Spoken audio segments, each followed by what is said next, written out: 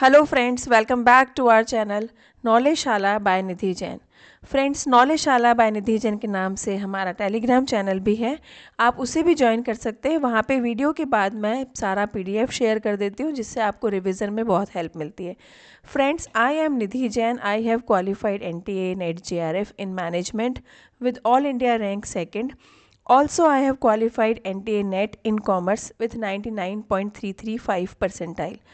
ये कोई बहुत बड़ा अचीवमेंट नहीं है, क्योंकि एग्ज़ाम क्लियर करना बहुत इजी है। बस आपको पता होना चाहिए कि एग्ज़ाम क्लियर करने के लिए पढ़ना कैसे होता है।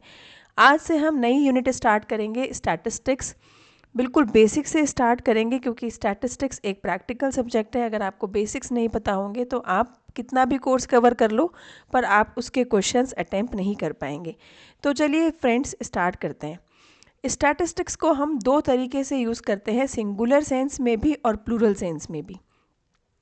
अब आपके मन में ये डाउट आएगा कि स्टैटिस्टिक्स तो एक ब्रांच है, उसको सिंगुलर और प्लूरल में कैसे यूज़ कर सकते हैं। लेकिन देखो बच्चों, स्टैटिस्टिक्स को एज अ मेथड भी आप यूज़ कर सकते हो।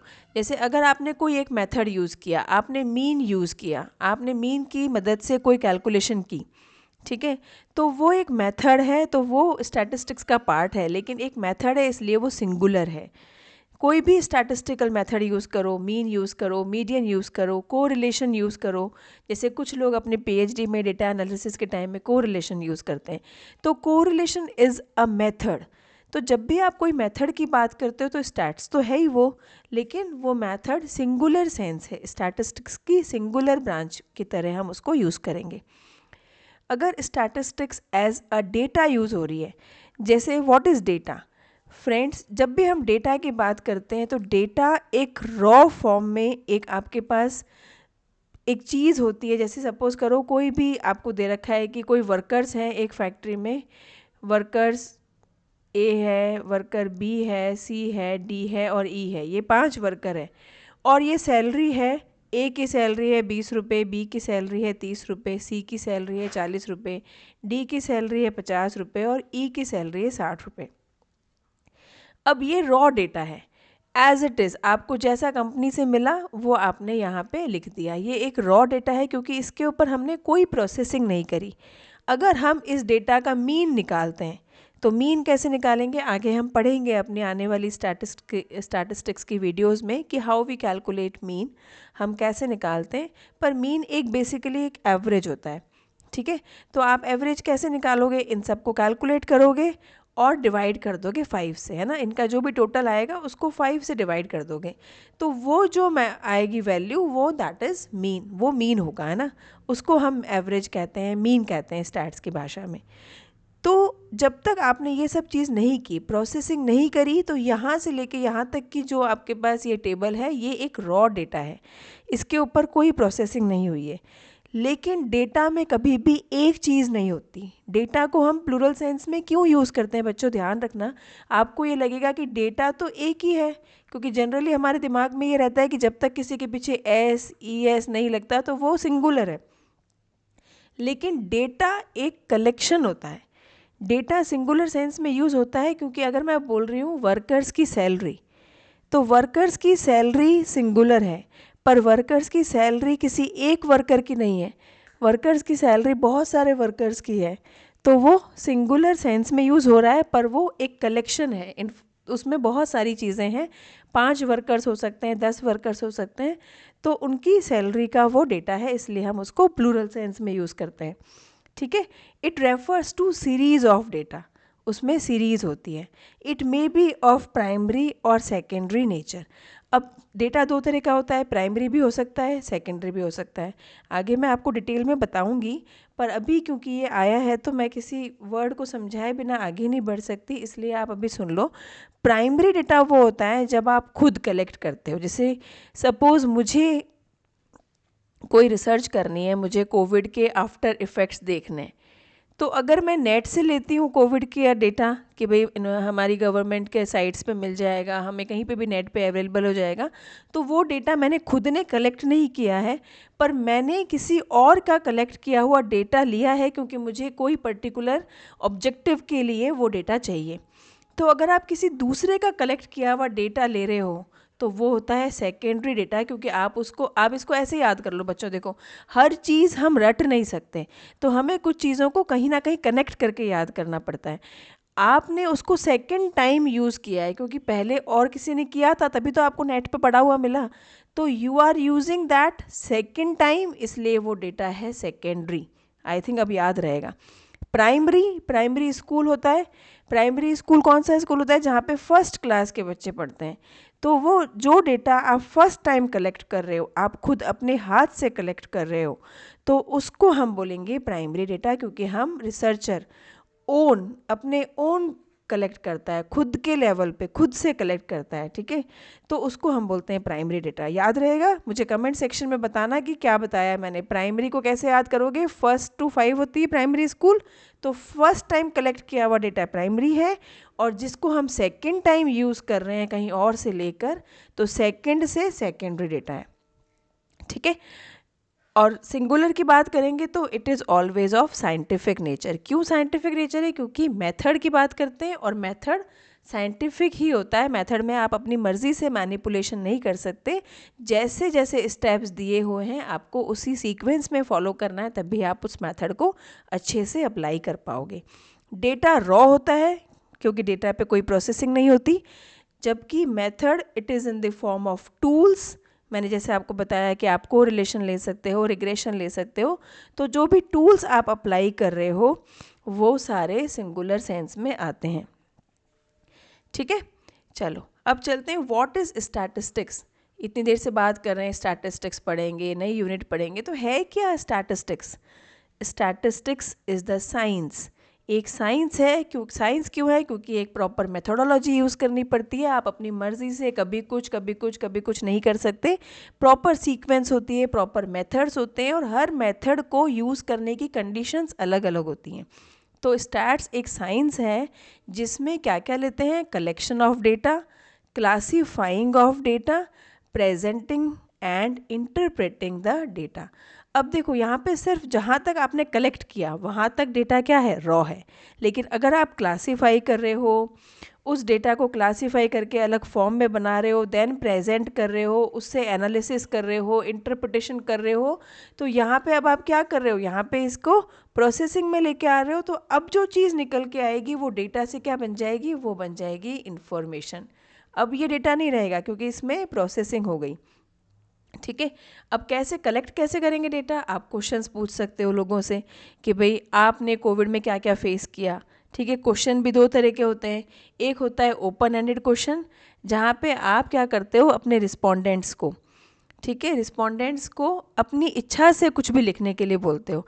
जैसे अगर मैं आपको बोल रही हूँ कि आपको कोविड में कैसा फील हुआ, उस टाइम आपने क्या फ़ील किया, क्या अच्छी चीज़ें थी कोविड के टाइम की, क्या बुरी चीज़ें थी, पॉजिटिव नेगेटिव, तो हर रिस्पोंडेंट अपनी तरफ से अलग अलग लिखेगा। कोई बोलेगा मुझे बहुत अच्छा लगा क्योंकि मुझे उस बहाने फैमिली टाइम स्पेंड करने को मिला।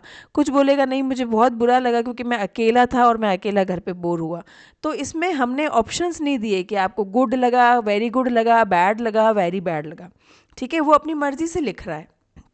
तो ये ओपन एंडेड है कि भाई तू ओपन है, तू आज़ाद है, तेरे को जैसा भी लगा जो भी आंसर देना है तू दे दे। लेकिन अगर मैं ऑप्शन दे रही हूँ good, very good, bad, very bad, तो यहाँ पे मैंने एक लिमिट सेट कर दी। ये डब्बे को मैंने बंद कर दिया कि इससे बाहर नहीं जा सकते। तो ये वाला क्वेश्चन कौन सा है? क्लोज एंडेड क्वेश्चन है, ठीक है। देन क्या करते हैं हम? सैम्पल ग्रुप पिक करते हैं कि भाई हमें इन लोगों से ही लेना है, हमें बच्चों से पूछना है कि उनको कैसा लगा कोविड में। तो बच्चों, चिल्ड्रन से कलेक्ट करेंगे डेटा। तो चिल्ड्रन क्या है? हमारा सैम्पल ग्रुप है, ठीक है। देन आता है चॉइस ऑफ ज्योमेट्रिक लोकेशन। हम किस एरिया से करेंगे? जोधपुर से करेंगे, जयपुर से करेंगे, दिल्ली से करेंगे, ठीक है। कलेक्ट करने के बाद हम उस डेटा को क्लासीफाई करते हैं, ग्रुप बना लेते हैं। देन प्रेजेंट करते हैं। How the data is present in, आप ग्राफ की फॉर्म में प्रेजेंट कर सकते हो, टेबल्स बना सकते हो, पाई चार्ट बना सकते हो। तो that is your choice of presenting your data. Then आता है इंटरप्रेटिंग। इंटरप्रेटिंग, आप इंटरप्रेट करो उस डेटा से, आप एनालिसिस करो, आप कॉम्प्रीहेंड करो उस डेटा से आपको क्या समझ में आया, आपने क्या इंटरप्रेट किया, that is your interpretation of that data, ठीक है। लेकिन आपको इंटरप्रिटेशन करते टाइम क्या ध्यान रखना है कि आपको बायसनेस नहीं लेके आनी है। आपको ये नहीं देखना है कि इसमें कोई अगर राहुल है तो ये मेरा फेवरेट बच्चा है तो इसके नंबर को मैं ऐसे अलग तरीके से इंटरप्रेट कर दूंगा। कोई दूसरा है श्याम है तो ये मेरे को पसंद नहीं है बच्चा, तो इसका इंटरप्रिटेशन मैं थोड़ा नेगेटिव कर दूंगा। मैं बोलूँगा नहीं नहीं ये तो एवरेज ही है। ठीक है, तो इंटरप्रिटेशन में बायसनेस नहीं होनी चाहिए। डिस्क्रिप्टिव स्टैटिस्टिक्स और इन्फ्रेंशियल स्टैटिक्स अभी आप छोड़ दो, मैं आपको एक अलग स्लाइड में बताऊंगी क्योंकि ये इतना छोटा नहीं है कि आपको अभी तुरंत समझ में आ जाएगा। ठीक है, अब सिंगुलर सेंस प्लूरल सेंस की अगर हम बात करें तो सिंगुलर में एक सब्जेक्ट होता है हमारे पास। जैसे इसमें एग्जाम्पल दिया हुआ है, at university we are studying statistics, it is a fascinating subject. I hope कि जब स्टैट्स मैं आपको पढ़ाऊँ तो आपको भी स्टैट्स फैसिनेटिंग सब्जेक्ट लगे, इंटरेस्टिंग सब्जेक्ट लगे। तो ये सिंगुलर सेंस है, एक पर्टिकुलर यूनिवर्सिटी में पढ़ने वाले स्टैट्स को मद्देनज़र रख के बात बोली गई है कि यूनिवर्सिटी में हम स्टडी करते हैं स्टैट्स और बहुत अच्छा लगता है हमें। प्लूरल में हम नंबर्स की बात करेंगे कि statistics show that most of the CEOs have no college degrees. बहुत सारे CEOs के पास कॉलेज की डिग्री नहीं होती, ये हमें स्टैट्स बताता है, हमें डेटा बताता है। ठीक है, तो यहाँ पे हम बहुत सारे CEOs की बात कर रहे हैं, नंबर्स ऑफ CEOs की बात कर रहे हैं, तो ये एक प्लूरल सेंस है स्टैट्स का। ठीक है, a numerical characteristics from the whole sample, है ना। अब ये बहुत सारा सैम्पल है, ये मैं आपको बताऊंगी कि पॉपुलेशन क्या होता है, सैम्पल क्या होता है। ठीक है, ये मैं आपको डिफरेंट स्लाइड में बताऊंगी। Now introduction to statistics. आज हम एकदम आराम से इजी गोइंग इंट्रोडक्शन पढ़ेंगे। आपको अगर वीडियो पसंद आए, समझ में आए तो प्लीज़ लाइक करना, कमेंट करना, जिससे मुझे लगे कि मुझे स्टैट्स के वीडियोस को कंटिन्यू करना चाहिए, बच्चों को समझ में आ रहा है। Every day we came across a lot of information in the form of facts, numerical figures, tables, charts. हर रोज़ आपको हर जगह कुछ ना कुछ इन्फॉर्मेशन मिलती रहती है, कहीं चार्ट की फॉर्म में, कहीं टेबल की फॉर्म में, कहीं वैसे ही आपको कोई मिल जाता है, वो बता देता है पता है आज न्यूज़ में ये हुआ, तो दैट इज़ ऑल्सो इन्फॉर्मेशन। अब ये फैक्ट्स, फिगर्स जो न्यूमेरिकल होते हैं, collected with a definite purpose, are known as data. सारी चीज़ें डेटा नहीं है ना, हमें किसी ने कुछ बोल दिया वो डेटा नहीं है, लेकिन कोई फैक्ट और फिगर्स जो न्यूमेरिकल हैं या दूसरे तरह से भी हैं और किसी को आप एक पर्टिकुलर पर्पस से कलेक्ट कर रहे हो, जैसे सपोज मुझे रिसर्च करना है कोविड के आफ्टर इफ़ेक्ट्स पे, उस सेंस को, उस ऑब्जेक्टिव को ध्यान में रख के अगर मैं कोई डेटा कलेक्ट कर रही हूँ, कोई नेट से कोई चीज़ें ले रही हूँ, फैक्ट्स ले रही हूँ, फिगर्स ले रही हूँ, तो उसको मैं ये कहूँगी ये मेरा रिसर्च का डेटा है। ठीक है, मतलब अगर किसी मैटर में आपके पास कोई ऑब्जेक्टिव है, कोई पर्पस है, तो that means that collection of facts and figures is data. ठीक है, फिर आता है statistics. Extraction of meaningful information is studied in a branch of mathematics. अब एक ब्रांच है मैथमेटिक्स की जिसमें हम क्या करते हैं, इंफॉर्मेशन जो मीनिंगफुल हो उसको हम निकालते हैं। एक रॉ डेटा होता है हमारे पास, हम प्रोसेसिंग करते हैं, एनालिसिस करते हैं, इंटरप्रिटेशन करते हैं और मीनिंगफुल इंफॉर्मेशन निकाल के देते हैं उस डेटा से। उस ब्रांच मैथमेटिक्स की उस ब्रांच को हम क्या बोलते हैं, स्टैटिस्टिक्स कहते हैं। Statistics is basically the science of averages, और अगर हम शॉर्ट में बोलें तो हम क्या बोल सकते हैं, स्टैट्स क्या है, एक साइंस है एवरेजेस की। ठीक है, अब पूरी स्टैट्स हमें डेटा और इन्फॉर्मेशन में घुमाएगी, तो क्यों ना हम आज ही क्लियर कर लें what is the data and what is the information. पहले आप यहाँ पे देखो कितना इजी है। डेटा जब प्रोसेस होता है, जब आप उसको क्लासीफाई करते हो, समराइजिंग करते हो, इंटरप्रेट करते हो और उससे एक यूज़फुल मीनिंगफुल चीज़ निकालते हो, तो उसको हम कहते हैं इन्फॉर्मेशन। ठीक है, मतलब डेटा ही आफ्टर प्रोसेसिंग क्या बन जाता है, इन्फॉर्मेशन बन जाता है। डेटा कंसिस्ट ऑफ अनप्रोसेस्ड, क्योंकि इस पर अभी कोई प्रोसेसिंग नहीं हुई है, अनप्रोसेस्ड है, रॉ है। रॉ क्या होता है, जो चीज़ कच्ची है, जिस पे अभी कोई हमने उसको पकाया नहीं है, वो कच्चा है। तो कच्चा अगर फैक्ट्स और फिगर्स कच्चे हैं, आपने उससे कुछ समझा नहीं है, तो वो डेटा है। Information is the processed form of data. वहीं पे अगर आप उस डेटा को प्रोसेस्ड कर रहे हो, उसको क्लासीफाई कर रहे हो, समझ रहे हो, तो वो आपका क्या कहलाएगा, इन्फॉर्मेशन कहलाएगा। Data is used as input in the computer. जैसे होता है ना कि भाई आपके पास इनपुट है, आपने क्या लिया, कॉटन लिया, कॉटन इज़ योर इनपुट, ठीक है। कॉटन पे आपने प्रोसेसिंग किया और उससे क्या बनाया, आपने क्लोथ बना दिया, तो that cloth is output and that cloth is your information in terms of statistics, ठीक है। डेटा इनपुट है और इन्फॉर्मेशन क्या हो गया, आपका आउटपुट हो गया, ठीक है। Data is not meaningful. Data तो हम 10 लोगों को बोलेंगे, 10 लोगों को एक डेटा दे देंगे तो भी 10 लोग हमें सेम इन्फॉर्मेशन नहीं एक्सट्रैक्ट करके दे पाएंगे।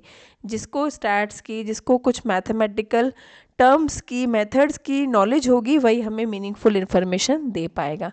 Information is meaningful. Data is difficult और इवन इम्पॉसिबल टू रिप्रोड्यूस। अब डेटा को आप सेम टू सेम रिप्रोड्यूस नहीं कर सकते, ठीक है, लेकिन इन्फॉर्मेशन इजी है। मैंने एक कंपनी का डेटा कलेक्ट किया, 5 लोगों से बात की कि कंपनी में जो वेजेस और सैलरी मिलती हैं वो कैसी मिलती हैं, सही मिल रही है, आप खुश हो? तो किसी ने बोला नहीं सही नहीं है, किसी ने बोला नहीं सही है, किसी ने बोला हम खुश हैं, किसी ने बोला हम बहुत दुखी हैं, हमें बहुत कम पैसा मिल रहा है। इसको, ये रॉ है। अब मैंने एक लाइन में बोला कि मैंने 10 लोगों से बात की और एवरेज जो मेरे पास निकल के आया वो कंपनी ABZ जो है वहाँ पे सैलरी लोगों की सेटिस्फाई है। तो ये वाला जो स्टेटमेंट था ये इजी था और इसको आप वापस बोल सकते हो और इससे आप कोई चीज़ मीनिंगफुल इंफॉर्मेशन है ये, इससे आप एक स्टेटमेंट दे सकते हो। डेटा बहुत कम यूज़ होता है, रेयरली यूज़ होता है, लेकिन उस इंफॉर्मेशन को, उस लाइन को जो आफ्टर प्रोसेसिंग जो लाइन निकल के आई है उसको आप कहीं पर भी यूज़ कर सकते हो क्योंकि वो मीनिंगफुल है, वो वैलिड है। डेटा वैलिड नहीं होता, डेटा पे जब तक आप काम नहीं करोगे तब तक आप उसको एक वैलिड डेटा नहीं बोल सकते। अब हम स्टार्ट करेंगे सेंट्रल टेंडेंसी। सेंट्रल टेंडेंसी क्या होता है? सेंट्रल टेंडेंसी, सेंट्रल मतलब बीच में है ना, मिडल, ठीक है, मिडल। जैसे हमारी ज़्यादातर लोगों की टेंडेंसी होती है कि स्टैट्स तो बहुत डिफ़िकल्ट है, लेकिन अब हमें वो क्या बदलनी है, वो टेंडेंसी बदलनी है। Central is central value, central tendency is basically central value, या फिर आप ये कह सकते हो एक typical value, middle, middle value, average, mean, ये सब क्या है, एक सेंट्रल टेंडेंसी की वैल्यू है, सेंट्रल वैल्यू है for a probability distribution, occasionally called an average. Average क्या होता है? मीन। मीन कैसे निकालते हैं हम? अगर हमारे पास 5 नंबर्स हैं तो हम मीन कैसे निकालेंगे? इनको ऐड करेंगे पहले, ठीक है, 3 और 3 6 और 4 10 और 5 15। 15 को जब हम नंबर ऑफ आइटम से डिवाइड कर देंगे, 5 से डिवाइड कर देंगे, तो हमारे पास निकल के आएगा 3। और 3 क्या है? एवरेज है। लेकिन 3 है कहाँ पर? देखो सेंट्रल वैल्यू है क्या? बिल्कुल है, 2 इधर 2 इधर, तो ये क्या है हमारे पास? सेंट्रल वैल्यू है। तो एवरेज क्या हुआ? सेंट्रल वैल्यू हुआ। और सेंट्रल वैल्यू क्या हुआ? सेंट्रल टेंडेंसी हुआ। इसीलिए सेंट्रल टेंडेंसी को कभी कभी हम एवरेज भी बोलते हैं। Just like the centre of the distribution, पूरे डिस्ट्रीब्यूशन का क्या होता है? सेंटर होता है। अब सेंट्रल टेंडेंसी के कॉमन मेजर्स क्या होते हैं जिनको हम आने वाली वीडियो में करेंगे? Arithmetic mean, median and mode. Defined for a population, population क्या होती है? देखो, large set of objects of a similar nature. अगर किसी कॉलेज में MBA के बच्चे हैं, 500 बच्चे हैं MBA के, सारे के सारे 500 बच्चे क्या कर रहे हैं? MBA कर रहे हैं, तो ये क्या है? हम कह सकते हैं MBA की पॉपुलेशन है। बहुत लार्ज सेट ऑफ ऑब्जेक्ट्स है, 500 बच्चे MBA कर रहे हैं, तो 500 is the population of MBA students. और for a sample, what is sample? A portion of the elements of a population. अब 500, अगर हम मान लो हमें ये पता करना है कि MBA बच्चे सेटिस्फाई हैं कॉलेज के MBA से, तो हम पूरे 500 बच्चों से पूछेंगे? No, it is very time consuming. तो हम क्या करेंगे? 500 बच्चों में से 10 बच्चे ले लेंगे या 20 बच्चे ले लेंगे, इन बच्चों से पूछ लेंगे, क्वेश्चनर भरवा लेंगे, तो हमें पता चल जाएगा। अगर ये 20 बच्चे कहते हैं हम सेटिस्फाइड हैं, इसका मतलब हम ये कह सकते हैं कि yes, our students are satisfied with our MBA programme, ठीक है। तो सैंपल क्या हुआ? पॉपुलेशन, एक लार्ज सेट ऑफ ऑब्जेक्ट्स में से निकाला हुआ एक पोर्शन जो है क्या? सेम कैरेक्टरिस्टिक्स का है, पॉपुलेशन के सारे कैरेक्टरिस्टिक्स उसके अंदर हैं, पर वो क्या है, पॉपुलेशन का एक छोटा पोर्शन है, स्मॉल पोर्शन है, ठीक है। देन आते हैं सेंट्रल टेंडेंसी के मेजर्स। हमारे पास मीन होता है, मीडियन होता है और मोड होता है। मीन में हमारे पास अर्थमेटिक मीन है जिसको हम एवरेज भी बोलते हैं। उसके अलावा हमारे पास ज्योमेट्रिक मीन और हार्मोनिक मीन, ठीक है। एक बार ये ओवरव्यू ले लो और इसको अच्छे से वीडियो को सुनना और मुझे कमेंट में करके बताना। फिर हम अलग से एक वीडियो में मीन करेंगे, एक में मीडियन करेंगे और एक में मोड करेंगे। सेंट्रल टेंडेंसी, जैसा कि मैंने आपको बताया, tendency for a set of values to gather around the middle of the set, generally measured by mean, median and mode, ठीक है। सेंट्रल टेंडेंसी, कंफ्यूज मत होना, एक सेट ऑफ वैल्यूज़ है, आपके पास बहुत सारी वैल्यूज़ हैं, उसका जो मिडल वाला वैल्यू है, बीच वाला जो वैल्यू है, उसको हम क्या कहते हैं, सेंट्रल टेंडेंसी कहते हैं। सेंट्रल टेंडेंसी निकालने के हमारे पास 3 तरीके हैं। मीन से निकाल सकते हैं, मीडियन से निकाल सकते हैं और मोड से निकाल सकते हैं। इसीलिए सिलेबस में मेंशन किया होता है central tendency measures, mean, median and mode. अब मीन क्या होता है, मीन एवरेज होता है। एवरेज कैसे निकालते हो, sum of all values divided by number of values. जैसे मैंने अभी आपको पिछली स्लाइड में बताया था एग्जांपल से। हम करेंगे मीन अलग वीडियो में करेंगे जिसमें हम अर्थमेटिक मीन, ज्योमेट्रिक मीन और हार्मोनिक मीन तीनों कवर करेंगे। देन आता है मीडियन। मीडियन भी मिडल वैल्यू होती है, लेकिन मिडल वैल्यू किसकी होती है, ordered sample of numerical values. जहाँ पे वैल्यूज़ में ऑर्डर होता है उसकी जो मिडल वैल्यू होती है उसको हम कहते हैं median. Extreme values do not affect the median as much as the mean. ये आपको प्रॉपर्टीज़ में मैं समझाऊंगी। मोड क्या होता है, mode value that occurs most frequently, जो वैल्यू बार बार आ रही है। जैसे हमारी क्लास में कुछ बच्चे होते हैं ना जो बार बार हाथ खड़ा करते हैं। हिंदी वाले टीचर आए, ये क्वेश्चन आता है, यस सर। मैथ्स वाले टीचर आए, क्वेश्चन आता है तो भी वही बच्चा हाथ खड़ेगा, यस सर।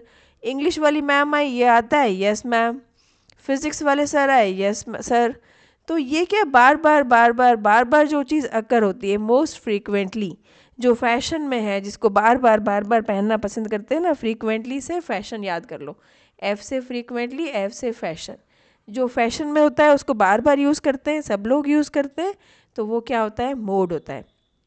डिटेल में हम आने वाली वीडियोस में अलग अलग करेंगे जिससे आपको बर्डन नहीं लगेगा, ठीक है। Thank you very much. अपना ध्यान रखिए, प्लीज़ पढ़ते रहिए। स्टैट्स की पहली वीडियो आज मैं अपलोड कर रही हूँ। आज से ही स्टैट्स को एकदम ध्यान से पढ़ते रहो। छोटे छोटे वीडियोस में आपको बोर नहीं होगा और आराम से समझ आएगा। कमेंट करके प्लीज़ बताइएगा कि कैसा लग रहा है वीडियो, जिससे आने वाले वीडियोस में हम mean, median and mode separately 1 by 1 video में कवर करेंगे। टेलीग्राम चैनल ज़रूर से ज्वाइन कर लीजिएगा, वहाँ पे टॉपिक के बाद मैं आपको PDF भेज दूँगी जिससे आपको रिवीजन में बहुत हेल्प मिलेगी। Thank you friends, bye bye, take care, अपना ध्यान रखिए, पढ़ते रहिए, टेंशन मत लीजिए, आराम से आपको स्टैट समझ में